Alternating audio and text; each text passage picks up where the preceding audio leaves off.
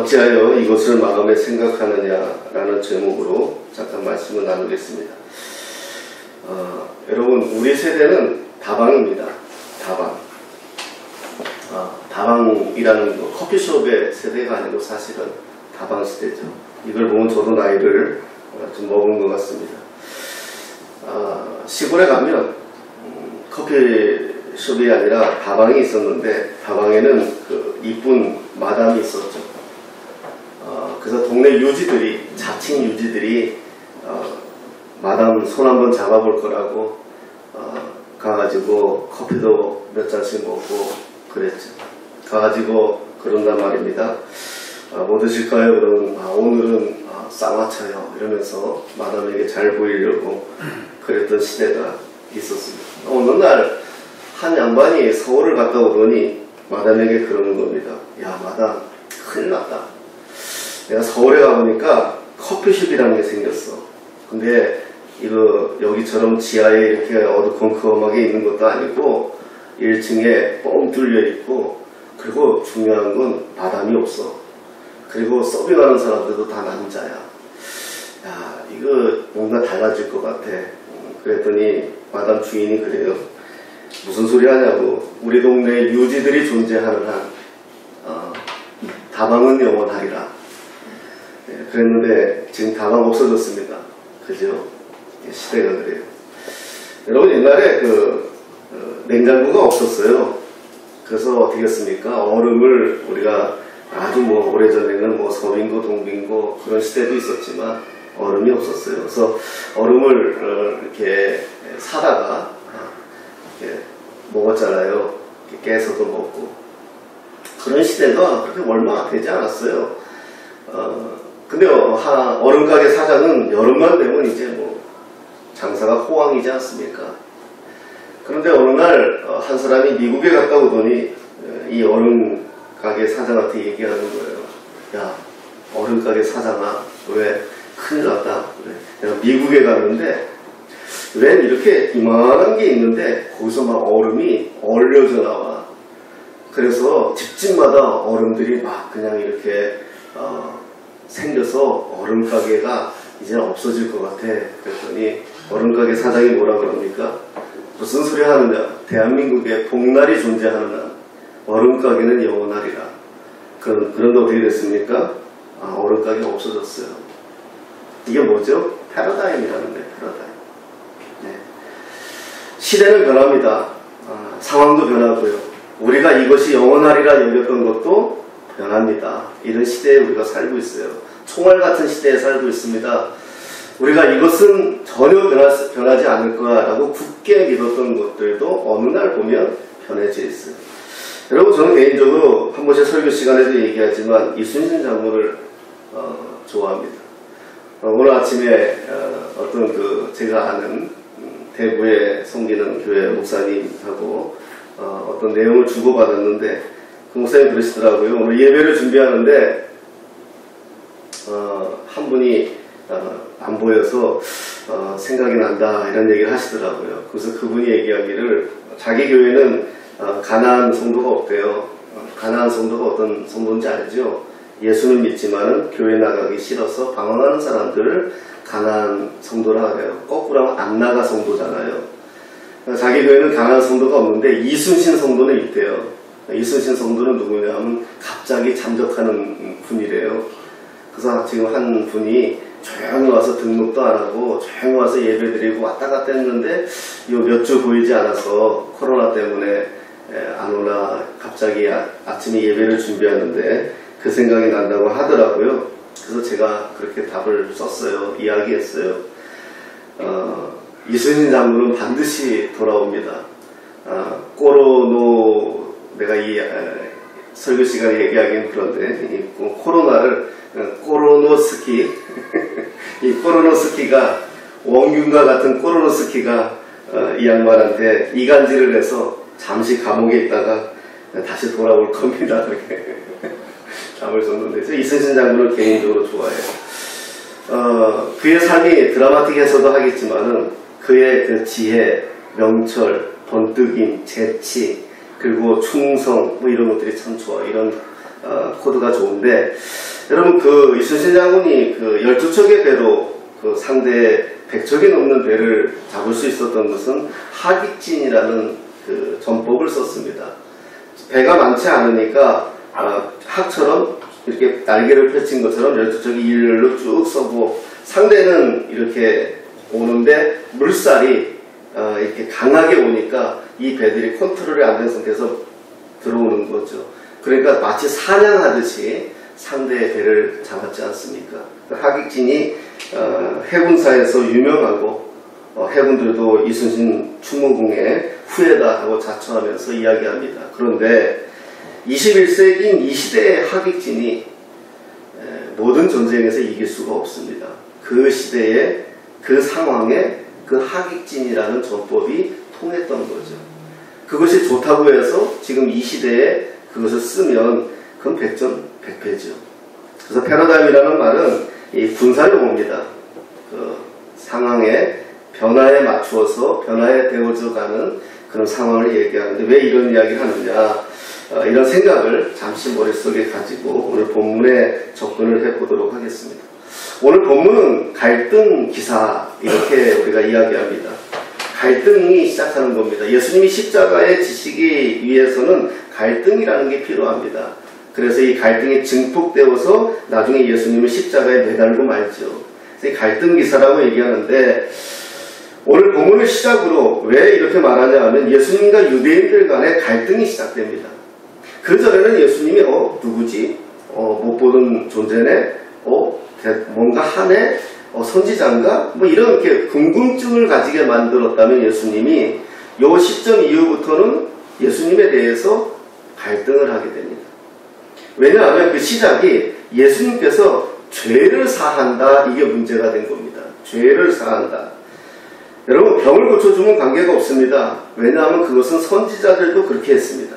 죽은 자를 살려도 관계가 없습니다. 그것은 선지자들도 당시에 그렇게 했습니다. 우리 성경에 구약에 많은 선지자들 볼 수 있지 않습니까? 그런데 문제는 죄를 사하는 행위는 사람이 할 수 없고 하나님만 할 수 있는 영역이라고 유대인들은 생각하고 있었다는 것입니다. 그런데 예수님이 죄 사함을 선포한단 말입니다. 이것은 이들에게 충돌이 일어나는 거죠. 지가 뭔데? 하나님이야? 뭐 죄를 사한다 그래? 저 문제 있는 거 아니야? 이렇게 갈등이 시작됩니다. 이 결과가 어떻게 나오느냐 하면, 어떻게 하면 예수를 죽일고, 이렇게 발전되는 것을 봅니다. 오늘 본문에 중풍병자가 등장합니다. 중풍병자는, 오늘 본문에 나오는 중풍병자는 자신의 힘으로 움직일 수도 없고 걸을 수도 없는 존재라고 설명을 합니다. 1절부터 시작하고 있는데요. 그런데 그는 자신의 힘으로 나중에 결과적으로 자기 상을 들고 걸어나가고 있습니다. 자, 그러면 이 사건을 한번 잠깐 살펴보도록 하겠습니다. 자, 그의 삶을 완전히 바꾸어 놓은 삶의 전환점은 결론적으로 이야기하면 예수님과의 만남입니다. 중풍병자가 자신의 삶의 문제를 그대로 안고 예수님께로 갔을 때, 그가 예수님을 만났을 때 예수님의 능력은 그의 삶을 송두리째 바꾸어 놓았습니다. 그래서 우리는 이 만남을 주목해 보아야 합니다. 여러분, 우리가 예수님을 만난다는 거, 예수님을 경험한다는 거, 이게 여러분들의 삶을 뒤바꿀 수 있어야 됩니다. 많은 사람들이 예배를 드리고 예수를 안다고 하면서 나의 정신 상태, 나의 우울증, 나의 어떤 폐병, 어떤 것들을 고치는 것으로 끝나는 것이 아니라 나를 본질적으로 바꾸어내는 게 우리의 신앙입니다. 이 작업이 돼야 됩니다. 자, 그 이유가 어디에 있습니까? 자, 오늘 주님과의 만남이 조금은 다르게 표현됩니다. 여기에 우리가 관심을 가져야 되는데요. 오늘 기사를 보면 당사자가, 보통은 환자인 당사자가 예수님께 나와서 예수님께 믿음으로 간구하고 간청하는 형식들이 대다수 복음서에 나오는데, 오늘 본문에 등장하는 중풍병자는 어떻습니까? 5절을 보겠습니다. 5절에 어떻게 얘기합니까? 예수께서 그들의 믿음을 보시고 중풍병자에게 이르시되 작은 자야 내 죄사함을 받았느니라 하시니, 이렇게 말씀합니다. 그들의 믿음을 보시고, 이 그들의 믿음은 누굽니까? 이 중풍병자가 혼자 올 수 없는 상황이다 보니까 네 사람이 중풍병자를 각자 이렇게 들고 그리고 예수님에게 나아온 겁니다. 그런데 예수님은 어떻게 이야기합니까? 중풍병자의 믿음이 아니라 그들의 믿음을 보시고, 이제 여기서 이제 우리가 좀 생각해 봐야 됩니다. 보통 우리의 믿음은 어떻습니까? 내가 믿어야 구원받는다고 생각합니다. 그런데 오늘 본문은 어떻게 나옵니까? 그들의 믿음을 보시고. 그럼 어떻게 되는 겁니까, 이게? 우리가 믿지 않아도 구원을 받을 수 있나요? 근데 본문은 그것을 이야기하는 것은 아닙니다. 그들의 믿음을 보시고는 이 중풍병자가 믿음이 없다는 것이 아니라 이 중풍병자의 믿음도 믿음이지만은 이보다 이 중풍병자를 예수님 앞으로 데리고 나온 그들의 믿음이 더 크다는 것을 이야기하는 겁니다. 그들의 믿음을 보시고 그들의 믿음으로 중풍병자가 죄사함을 얻고 죄사함의 증거로 병에서 노임을 받는 사건이 오늘의 본문에 나오는 것입니다. 자, 이 네 사람의 믿음은 어떻습니까? 그걸 한번 보겠습니다. 오늘 본문 1절을 보면 예수님께서 가버나움에 들어가십니다. 그리고 한 집에 들어갑니다. 한 집. 여러분, 성경에서 집이라는 용어는 좀 독특한 용어고 의미가 있는 용어입니다. 집이라는 용어는 예수님을 감추는 기능을 합니다. 들판으로 나갈 수도 있고 길 한복판으로 나갈 수도 있고 산 위로 올라갈 수도 있는데 오늘만큼은 왠지 예수님이 집 안으로 들어갔다는 것입니다. 이거 뭔가 은밀한 겁니다. 이거 뭔가 예수님의 의도가 있었다는 겁니다. 예수님이 집에 들어가시는 이유가 무엇입니까? 마가복음 1장 1절에 하나님의 아들 예수 그리스도라는 선언처럼 예수님의 신분과 능력을 감추기 위해서입니다. 왜냐? 이제부터 갈등이 시작되니까요. 꼬투리 안 잡히려고요. 그런데 그러면 뭐합니까? 아무리 예수님이 자신의 신분을 감추려고 해도 사람들은 예수님에게 관심을 가지고 있기 때문에 예수님이 이미 어느 집에 와 있는지 알고 있다는 것입니다.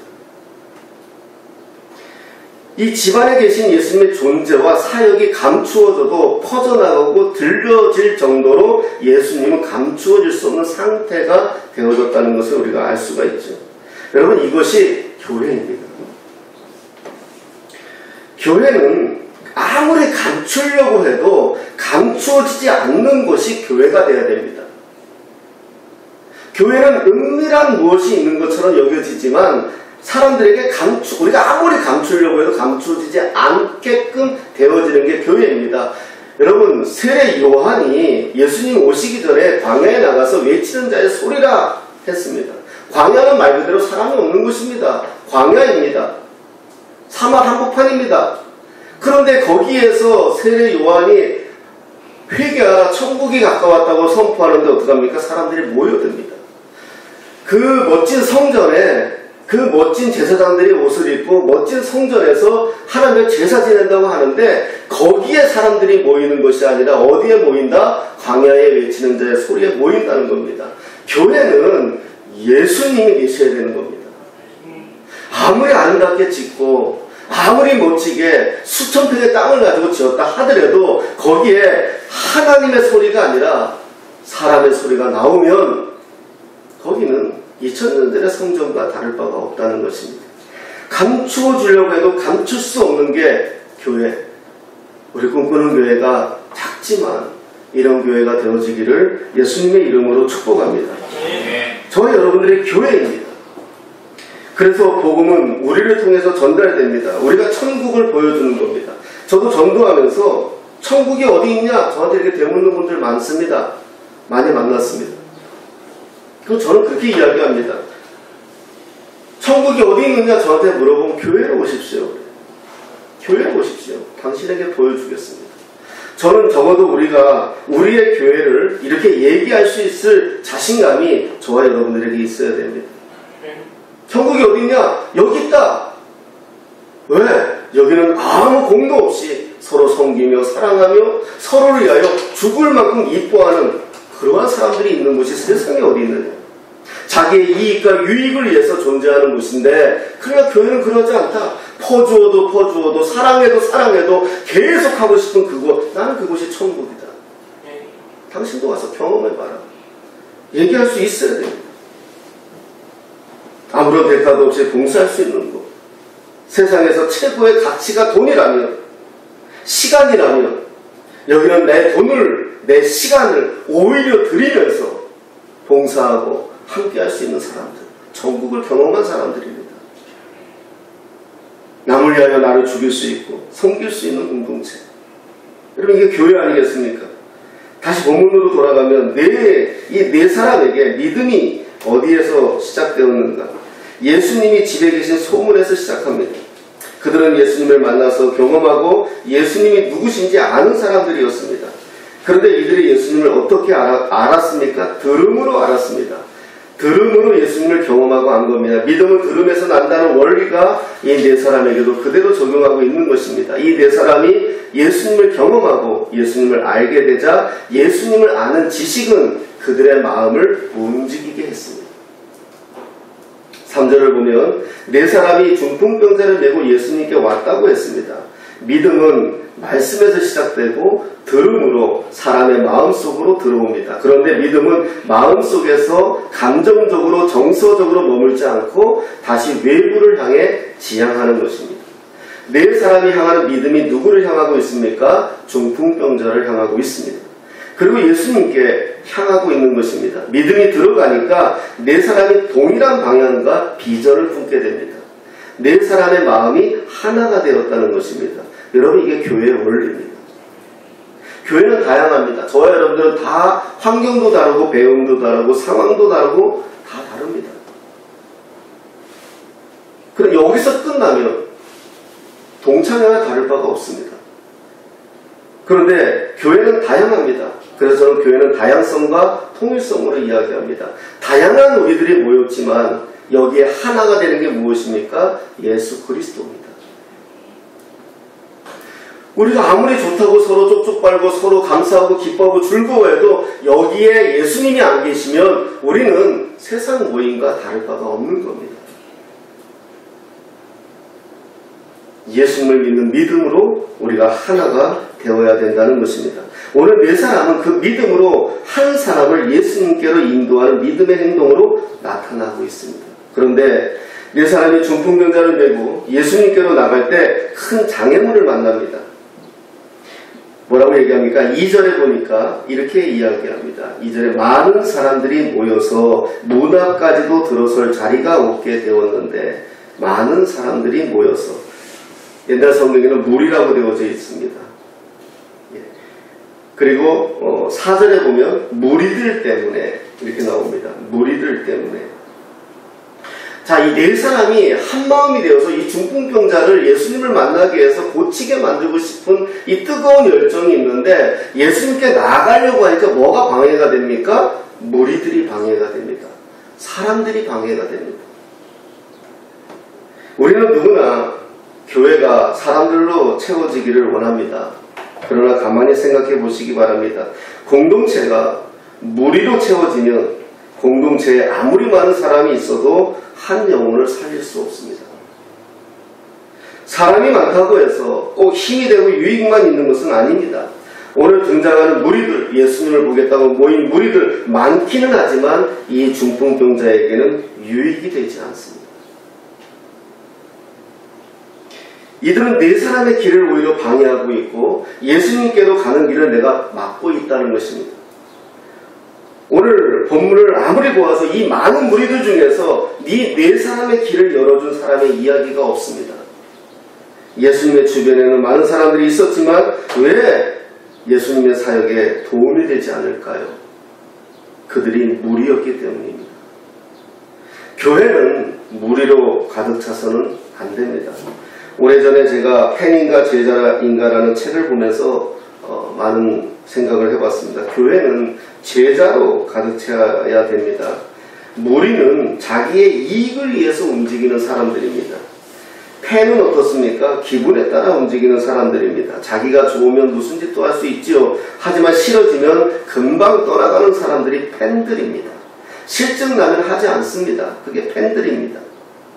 예수를 믿는 것도 팬으로 믿는 사람이 있고 제자로 믿는 사람이 있습니다. 팬으로 믿는다면 내가 예수님이 지금 좋으니까 내가 지금 열심을 내고 있습니다. 그런데 내 상황이나 내 어떤 문제가 발생되면 나는 예수님을 떠나게 됩니다. 팬이기 때문에 그렇습니다. 또 다른 스타는 있거든요. 그러나 제자로 예수님을 따르는 사람들은 그렇지 않습니다. 목숨 걸고 스승을 지키는 겁니다. 다릅니다. 우리는 여기서 고민해야 됩니다. 내가 다른 형제, 자매에게 그들이 주님에게로 나아가는 길을 방해할 수 있다는 겁니다. 나를 통해서 사람들이 주님을 오해할 수도 있다는 것입니다. 나를 통해서 사람들이 주님을 잘못 생각할 수도 있다는 것입니다. 교회는 사랑과 은혜가 충만한 곳인데 잘못하면 미움과 시기가 있는 곳으로 착각하게 만들 수가 있다는 것입니다. 여러분, 누가 전도에 오잖아요. 그러면 그 전도에 온 그 친구는 전도한 그 사람을 벗어날 수가 없어요. 전도한 그 사람이 신앙생활 제대로 하면 전도당에 온 사람도 신앙생활 잘해요. 그렇게 배웠기 때문에. 근데 전도를 해왔는데 들푼수고 그냥 왔다 갔다 하면 이 친구도 교회생활 그러는 줄 알아요.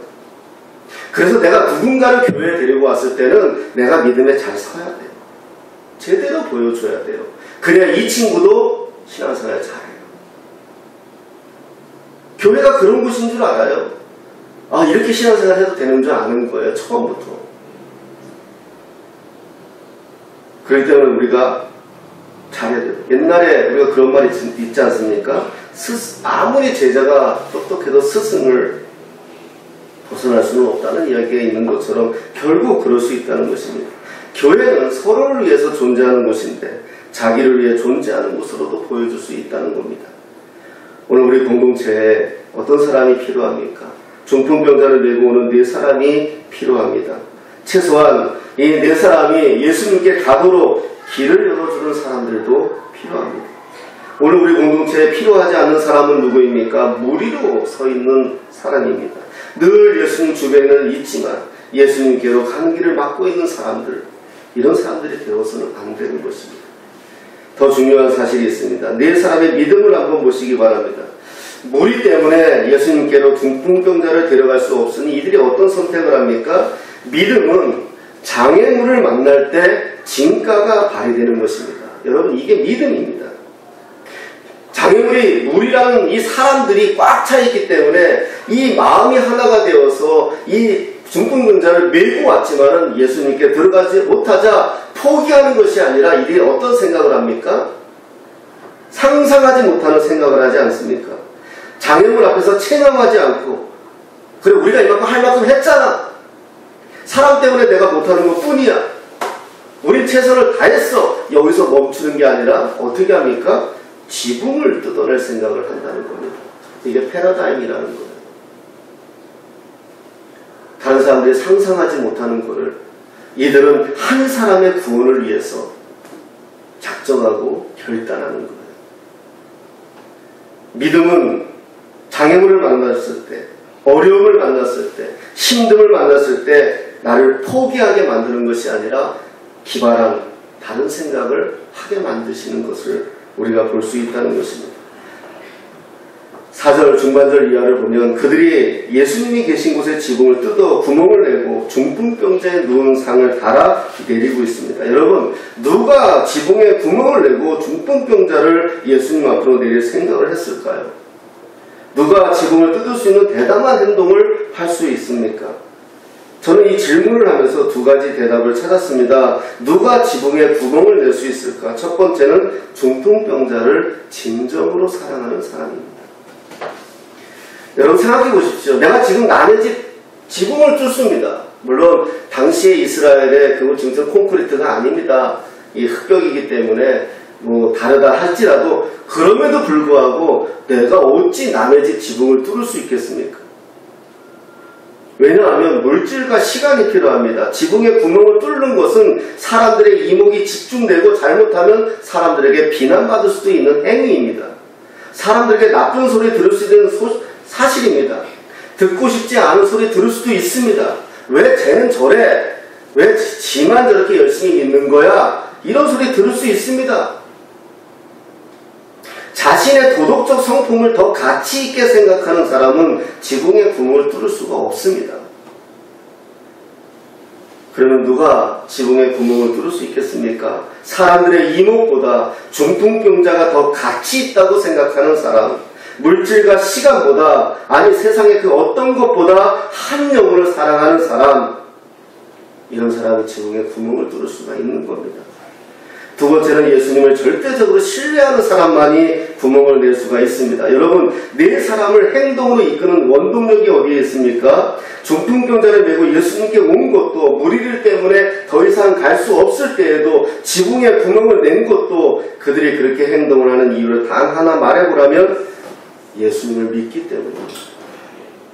여러분 생각해 보십시오. 내가 구멍을 뚫고 중풍병자를 내렸는데 만약에 중풍병자가 낫지 않으면 어떻게 되겠습니까? 이건 비난도 보통 비난받지 않겠습니까? 제가 이건 경험한 건데요. 제가 옛날에 부산에서 전도사 때 사역할 때 새벽 기도에 이분이 이제 남편을 잃고 사업하시던 분인데 참 이제는 연락이 끊어졌지만 저를 정말 몇 년 동안 도와주셨던 분인데 공부할 때도요, 신학할 때 이분이 남편을 잃고 남편의 사업하던 것을 자기가 물려서 사업하시던 분이었는데 그런 과정을 겪으면서 새벽 기도를 나가왔습니다. 그래서 그 새벽 기도에 제가 항상 교회를 가면서 차에 태워서 내가 가고 오고 그랬어요. 그때 새벽 기도가 산을 하나 넘어야 되는데 교회를 가려면 그렇게 다녔던 것 같아요. 티코 끌고.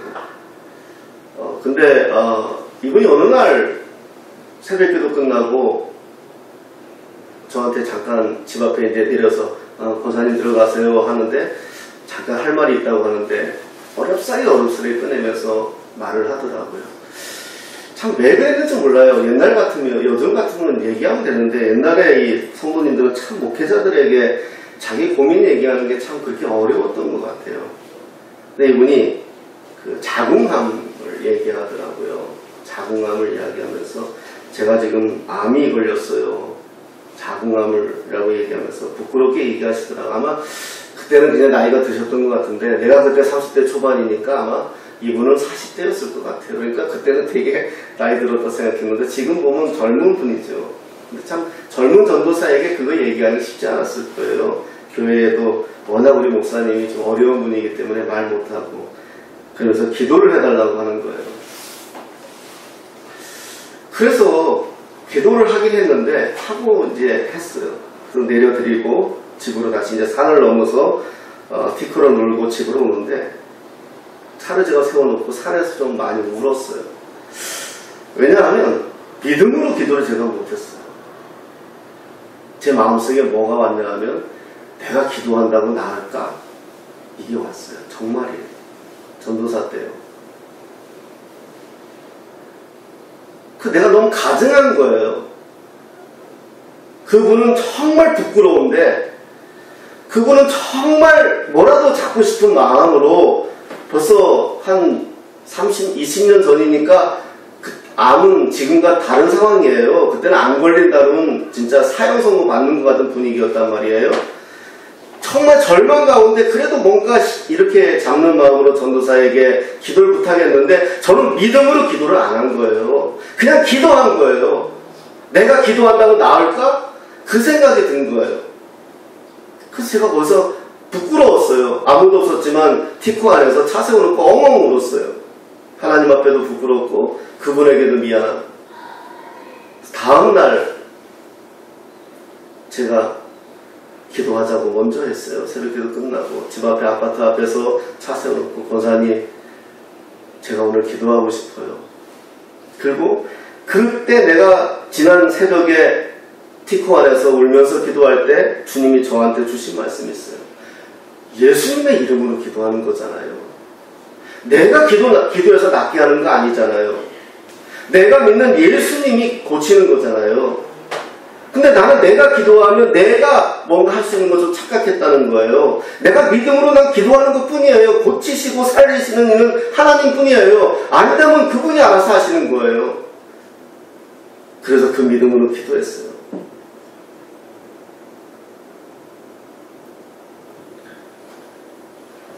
근데 정말 그때 그런 기적을 주님이 저한테 한번 가르쳐 주셨죠. 가르쳐 주신 거예요. 그분도 병에서 나은 거지만은 저도 가르침을 받은 거예요. 우리가 그래요. 여러분 그렇지 않나요? 이 친구들이 만약에 예수님이 고치지 못한다면 남의 지붕을 뜯기까지 했는데 이게 무슨 수고와 무슨 창피이겠습니까? 그런데 그럴 수 있는 것은 무엇입니까? 믿음이에요. 여러분 정말 우리가 믿음으로 삽니까? 한번 이걸 한번 우리가 스스로 한번 생각해 보세요. 당장 오늘 뭐가 안 되면 안 될 것처럼 살고 있지 않습니까? 사랑하는 여러분, 오늘 중풍병자를 고치는 사건을 보면 많은 사람들이 등장합니다. 예수님과 갈등을 일으키는 서기관들도 등장하고 무거운 삶의 짐을 지고 있는 중풍병자도 등장하고 이 중풍병자를 예수님께 인도하는 네 사람도 있습니다. 그리고 그 길을 가로막는 무리들도 있습니다. 오늘 우리 공동체에 어떤 사람이 필요하겠습니까? 오늘 우리 공동체에 나는 어떤 사람이 되어야 하겠습니까? 예수님과 우리 공동체에 필요한 사람은 믿음으로 함께 뚜벅뚜벅 걸어가는 사람들입니다. 우리는 우리 자신이 잘하는 줄 알고 있습니다. 나는 괜찮은데 다른 사람이 문제 있다고 생각하며 살았는지 모릅니다. 가정에도 남편이 문제가 있는 거지, 아내가 문제 있는 거지, 자식이 문제 있는 거지, 부모가 문제가 있는 거지 나는 괜찮다고 생각하며 살지는 않습니까? 교회에도 목회자가 문제가 있는 거지, 성도가 문제가 있는 거지 그렇게 생각하며 나는 괜찮다고 생각하고 살고 있지는 않습니까? 자녀를 둔 부모님과 대화하다 보면은요, 많은 분들이 착각하는 게 자기 자식은 괜찮다는 거예요.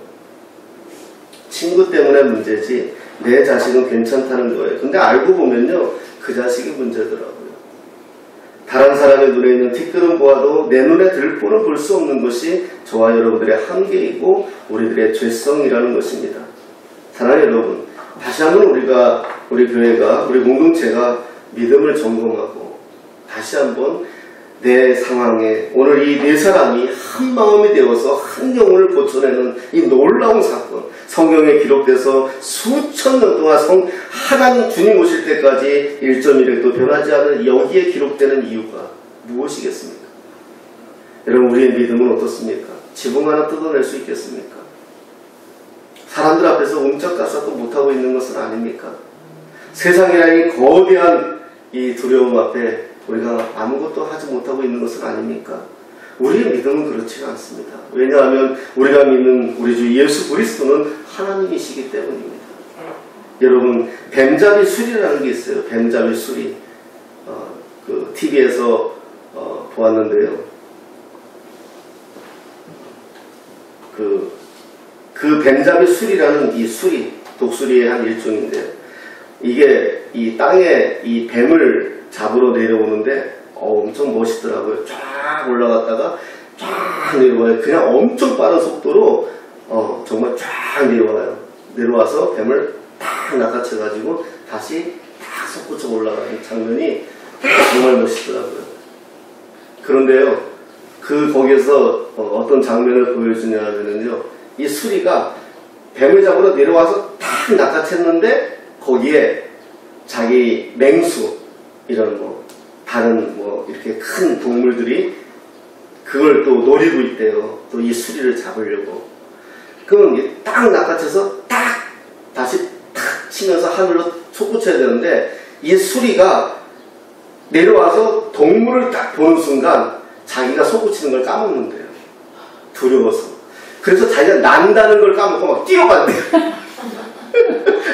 그래서 봤어요. 화면에서 독수리가 날면되는데 아니 무슨 치타든지 뭐든지 아무리 빨라도 날면되잖아요. 한 30m만 날아도 못 쫓아가는데 얘가 당황을 하니까 날 생각을 못하고 계속 뛰는 거예요.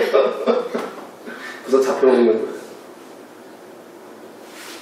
여러분, 우리 믿음이 그렇지 않나요?